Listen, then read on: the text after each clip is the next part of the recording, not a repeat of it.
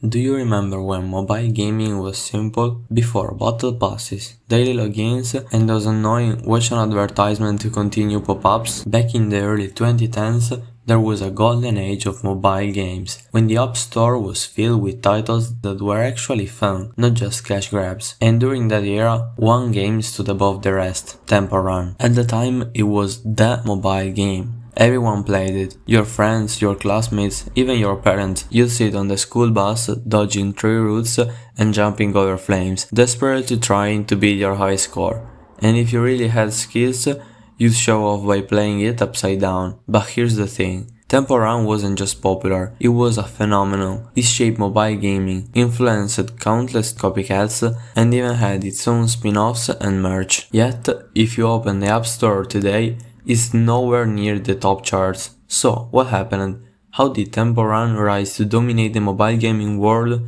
only to fade into obscurity? Well, let's rewind the clock and see how it all began. Before Temple Run became one of the biggest mobile games of all time, it was just an idea, a risky experiment from a tiny indie team. The game was created by Imangi Studios, a company founded in 2008 by a husband and wife duo, Kate Shipper and Natalia Lukianova. Unlike big studios with massive budgets, this was just two people coding from their apartments, joined by Kirill Kapitsko, a freelance artist who helped bring their ideas to life. They had already released a few mobile games, but none of them really took off. Back then, the App Store was still new, and indie developers were throwing everything at the wall to see what stuck. Kate and Natalia were no different. They loved making games, but success, that was another story. Then came the idea for Temple Run. The inspiration? A mix of Indiana Jones style adventure and the early mobile endless runner like Cannibal. They wanted to create a game where players had to escape a temple after stealing a cursed idol, something fast, simple and exciting. The core gameplay was designed to be intuitive. Instead of traditional buttons, they used swipe controls to let the players turn, jump and slide. This may seem basic now, but at the time it was a revolutionary way to interact with mobile games. By mid-2011 the game was ready.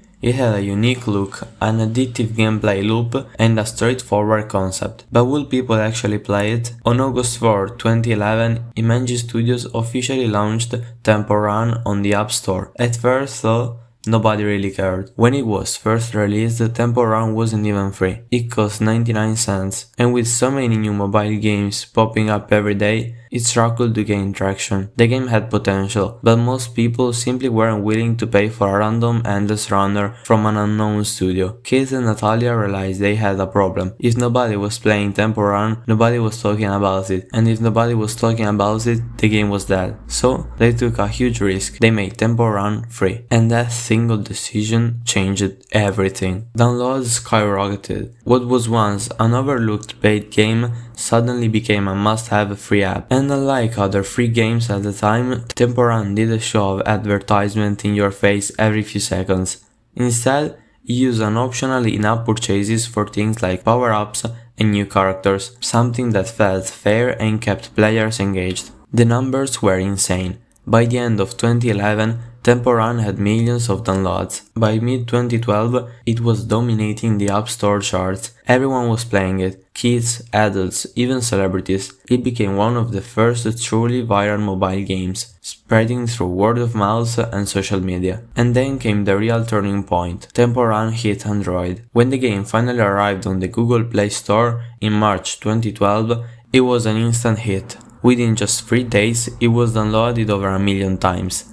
The momentum kept building, and by the end of the year, Temple Run had racked up over 100 million downloads across all platforms. By 2013, he had already passed 100 million downloads, and every day, millions of players were swiping, jumping, and sliding their way through the temple. But Imangi Studios wasn't done yet. They had seen explosive growth and knew they had to capitalize on the hype, so in January 2013 they released Temple Run 2. This wasn't just a minor update, it was a huge leap forward. The environments were more detailed, the graphics were sharper, and new mechanics like zip lines, minecarts, and different terrains made the game feel fresh. Temple Run 2 broke records right out of the gate, hitting 50 million downloads in just 2 weeks, making it one of the fastest growing mobile games of all time. But the success of Temple Run didn't stop with just the games. It was everywhere. It had official spin-offs like Temple Run Brave and Temple Run OZ. There was Temple Run merchandise like t-shirts, plushies, and even board games. A Temple Run movie was even rumored to be in development, though it never happened. Even Subway Surfers and Minion Rush, two of the biggest mobile games of the time, were clearly inspired by Temple Run's formula. At its peak, Temple Run feels unstoppable. It was one of the most downloaded mobile games ever, and it seemed like it would stay at the top forever. But as we all know, nothing lasts forever. And as we already saw in other videos, like the one about Angry Birds, after a while the game starts to fade away. At its peak, Temple Run had millions of players active, countless spin-offs, and a sequel that broke every record. So, what went wrong? The answer isn't just one thing, it's a mix of stiff competition, changing trends, and missed opportunities.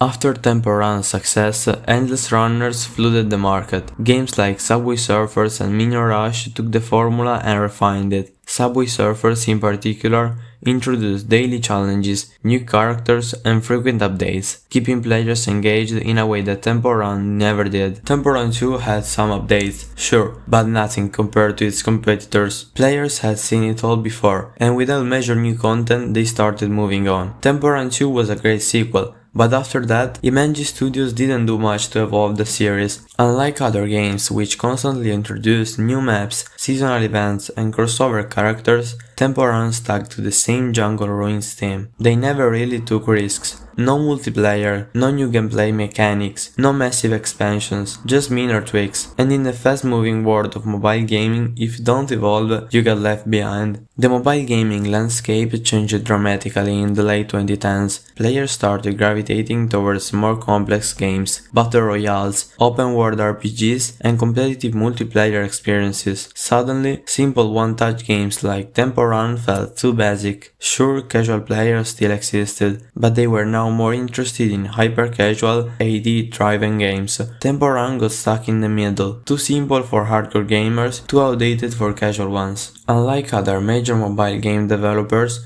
Imangi Studios never expanded much.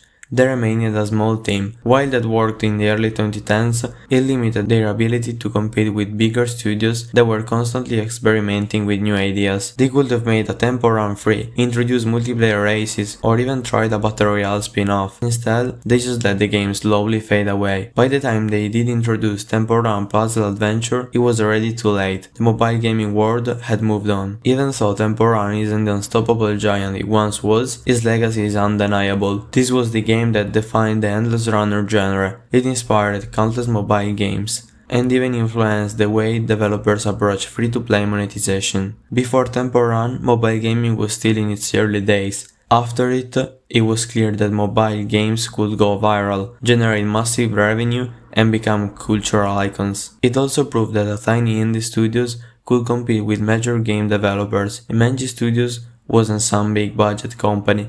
It was a married couple and a friend who turned a simple idea into a global phenomenon. That's something we rarely see today, in an industry dominated by huge corporations and aggressive microtransactions. Of course, Temple Run isn't completely dead. It still has millions of downloads, and every once in a while, people re-download it for a quick nostalgia trip. But let's be honest, it's no longer a top game. It had its time, it ruled the mobile gaming world, and now, it's just a memory of a simpler era. But maybe it's okay. Maybe Temple Run doesn't need a comeback. Maybe it's meant to stay as a reminder of when mobile gaming was at its purest. A time before intrusive advertisements, pay-to-win mechanics, and endless clones. So, if you haven't played it in a while, why not give it another run? Let me know in the comments what are your best memories of Temple Run. See you in the next video.